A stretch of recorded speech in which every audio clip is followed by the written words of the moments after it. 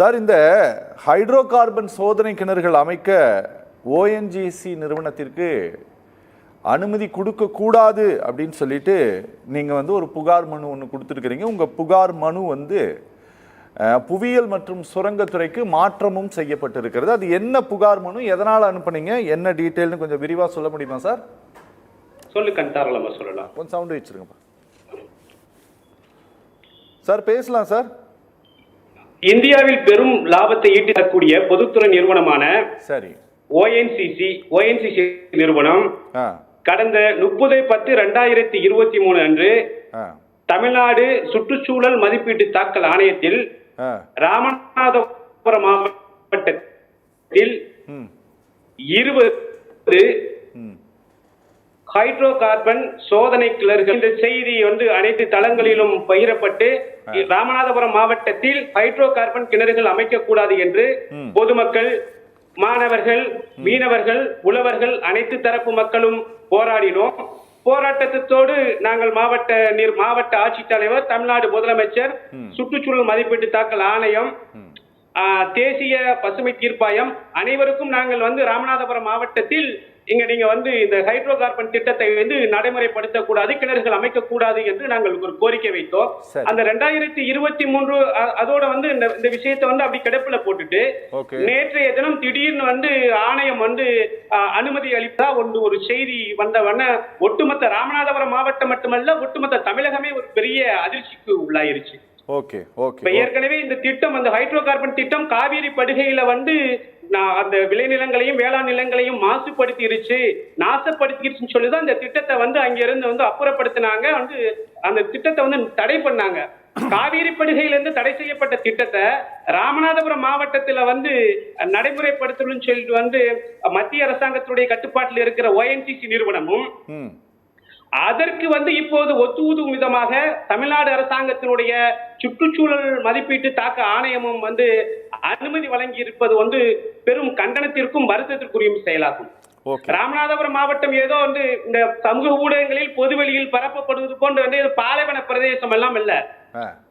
ராமநாதபுரம் மாவட்டம் தமிழ்நாட்டிலே நெல் உற்பத்தியில் 4வது இடத்தில் இருக்கின்றது. ராமநாதபுரம் மாவட்ட குண்டு மிளகாய்க்கு புவிசார் குறியீடு வழங்கப்பட்டிருக்கின்றது. 1600க்கும் மேற்பட்ட கண்மாய்களும் 7000த்திற்கும் மேற்பட்ட கிணறுகளும் இந்த ராமநாதபுரம் மாவட்டத்தில் இருக்கின்றது. அதே போல நீங்க தொடர்ச்சியா நீங்க பாத்தீங்கன்னா கடல் வளத்திலையும் சரி, அதே மாதிரி மீன் உற்பத்தி, மீன் ஏற்றுமதியும் சரி தமிழ்நாடு அளவில், இந்திய அளவில் ராமநாதபுரம் மாவட்டம் ஒரு பெரும் பங்கை வகிச்சுக்கிட்டு இருக்கு. அதையெல்லாம் விட்டுட்டு நம்ம இப்ப என்னன்னா ஒரு திட்டம் சொல்றது ஒரு இடத்துல தீமை விளைவிக்குதுன்னு சொன்னா அது எல்லா இடத்துலயுமே தீமை விளைவிக்குதான். அது தஞ்சாவூர்லயும், அரியலூர்லயும், புதுக்கோட்டையிலையும் தீமை விளைவிக்கின்ற ஹைட்ரோ கார்பன் திட்டம் ராமநாதபுரம் மாவட்டத்தில் தீங்கு விளைவிக்காதா? இது தமிழ்நாடு அரசாங்கத்திற்கு தெரியாதா? முதலமைச்சருக்கு தெரியாதா? அந்த துறையுடைய அமைச்சருக்கு தெரியாதா? ஆணையத்திற்கு தெரியாதா? புரியுது சார். எனக்கு ஒரு விஷயம் சொல்லுங்க. அதாவது நீங்க அனுப்பின கடிதத்தை நாங்க அனுப்பி இருக்கிறோம், போட்டுட்டு இருக்கோம் நாங்களும் டிவியில. சார், 29/1/2024 அன்று நீங்க இந்த மாதிரி ஒரு அனுமதி கொடுக்க கூடாது அப்படின்ட்டு ஒரு கடிதத்தை அனுப்பியிருக்கீங்க. அந்த கடிதத்தை என்ன பண்றாங்க அப்படின்னா, மாநில சுற்றுச்சூழல் தாக்க மதிப்பீட்டு ஆணையம் என்ன பண்ணுது அப்படின்னா, பெறுநர் ஆணையர் புவியியல் மற்றும் சுரங்கத்துறை திருவிகா தொழிற்பேட்டை கிண்டிக்கு அனுப்பியிருக்காங்க. இங்க இருக்கக்கூடிய ஹெட் குவார்ட்டர்ஸ்க்கு அனுப்பியிருக்கிறாங்க. நீங்க அனுப்பின மனுவின் மீது நீங்க யாருக்கு லெட்டர் கொடுக்குறீங்கன்னா, நீங்க ஸ்டேட் என்வாயன்மெண்ட் இம்பாக்ட் அசஸ்மெண்ட் கமிட்டிக்கு நீங்க அனுப்புறீங்க, கரெக்டா? அத்தாரிட்டிக்கு அனுப்புறீங்க. அவங்க புவியியல் மற்றும் சுரங்கத்துறையினுடைய கமிஷனருக்கு உங்களுடைய லெட்டரை டிரான்ஸ்ஃபர் பண்றாங்க. சரி, எனக்கு நீங்க அனுப்பின இந்த கடிதத்தின் மேல உங்களுக்கு ஏதாவது பதில்கள் கொடுக்கப்பட்டதா? நம்ம வாசிச்சுட்டு இருக்க, நம்ம பார்த்துக்கிட்டு இருக்கிற இந்த கடிதம் மட்டும்தான் நம்ம அனுப்பின முறைப்படி நம்ம அனுப்பினதுக்கு அவங்க கொடுத்த பதில். இதுவரை மேற்கொண்டு வேற எந்த பதிலும் அவங்க நமக்கு சொல்லல, தரல. எழுத்தாகவோ வேற எந்த ஒரு ஆவணமாகவோ எதுவுமே நமக்கு அவங்க தரல, வரல. ஓகே சார், ஓகே, பேசலாம் சார். ஒரு 20 கிராமங்களுடைய பெயர் சொல்றாங்க. இந்த 20 நான் திரும்பவும் அதை படிக்க வேண்டாம் அப்படின்னு நினைக்கிறேன். சார் இந்த பகுதிகள் எல்லாம் வந்து இந்த பகுதியெல்லாம் வறண்ட பகுதிகளா இல்ல இங்கெல்லாம் விவசாயம் நடக்கக்கூடிய பகுதிகளா? இவங்க யாரு இந்த பகுதியெல்லாம் வறண்ட பகுதின்ற முடிவை யாரு செஞ்சது? முதல்ல அரசாங்கம் செஞ்சுச்சா? நாங்க கேக்குறோம் சார், நாங்க தெரிஞ்சுக்க விரும்புறோம், கொஞ்சம் சொல்லுங்க. நான் அரசாங்கத்திட்ட தான் நான் கேட்கறது, அரசாங்கத்திட்டயே ONGC தான் கேட்கிறேன். இப்ப இந்த முதல் ஊரா இருக்குல்ல, காவனூர் ஒரு ஊர், காவனூர் ஒரு ஊர் இருக்கு. அந்த காவனூர் வந்து வைகை நதியினுடைய வடகிழங்கு இருக்கிற ஊர் இது. வைகையில இருந்து தண்ணி வந்து ராமநாதபுரம் பெரிய கம்மாயில தேக்கப்பட்டு தேக்கின தண்ணியை வந்து மிச்சமாகிற தண்ணியை உதிரி தண்ணியை வந்து கடலுக்கு போற பகுதியில இருக்கிற ஊர் தான் வந்து எந்த ஊரு? காவனூர்ன்ற ஊரு. காமங்கோட்டை வந்து வைகை நதியினுடைய ஒரு 500 மீட்டர் தூரத்துலதான் காமங்கோட்டை ஊர் இருக்கு. காவனூருக்கு இந்த வைகை நதி இந்த இவங்க பாயிண்ட் பிக்ஸ் பண்ணி இருக்கிற இடத்துல இருந்து 2 கிலோமீட்டர் தூரத்துல தான் வந்து தேத்தாங்கல் பறவைகள் சரணாலயம் இருக்கு.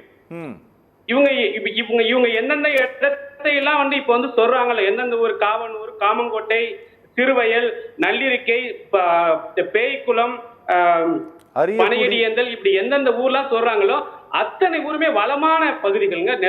எல்லா நேரமும் வந்து ஒரு நெல்லும் மிளகாயும் வந்து விவசாயம் பண்ற ஒரு விவசாயம் செழிக்கின்ற ஒரு பகுதியில இவ்வளவு ஒரு எப்படி சொல்றது, இதை இப்படி வந்து இவங்க வந்து ஒரு மிகையான ஒரு ஒண்ணுமே இல்லாத இடத்துல நாங்க வந்து ஹைட்ரோ கார்பன் எடுக்க போறோம் அப்படின்ற மாதிரி ஒரு பொய்யான ஒரு செய்தியை பொதுமக்கள் எடுத்தா பரப்பிக்கிட்டு இருக்காங்க. இப்ப நம்ம ஏற்கனவே இப்ப கடல் இருக்கு, கடற்கரையில இருந்து ஒரு 50 மீட்டர் தூரத்துல வந்து கடற்கரை ஓரத்துல வந்து ஹைட்ரோ கார்பன் எடுக்கணும்னு சொல்லிக்கிட்டு இருக்காங்க.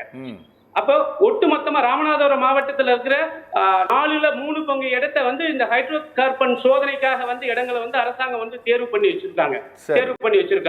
கடற்கரையில கிட்டத்தட்ட வந்து ஒரு 50க்கு மேற்பட்ட 50 கிலோமீட்டருக்கு மேலான பகுதியை வந்து இது பண்ணி வச்சிருக்காங்க. நம்ம இங்க என்ன கேட்கிறோம்னா, அரசாங்கம் ஹைட்ரோ கார்பன் திட்டம் சரியா தவறு என்றால் எந்த பகுதியிலும் அது நடைமுறைப்படுத்தக்கூடாது.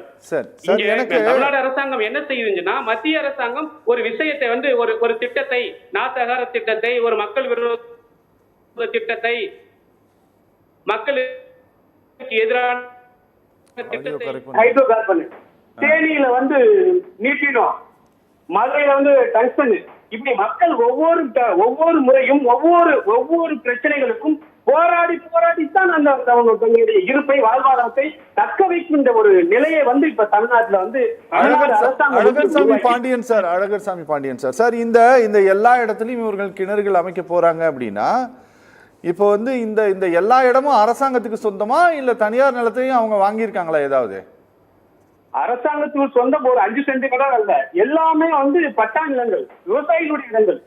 சரி, எந்த இடமே அரசாங்கத்துடைய இடம் இல்ல. சரி, இந்த இடத்தெல்லாம் ONGCக்கு ஏதோ கொடுத்திருக்காங்களா உங்க ஊருக்காரங்க? இல்ல, கையகப்படுத்தலாம் எதுவும் செய்யல. ONGC இதுவரை கையகப்படுத்தலாம் எதுவும் செய்யல. ஓகே, சரி.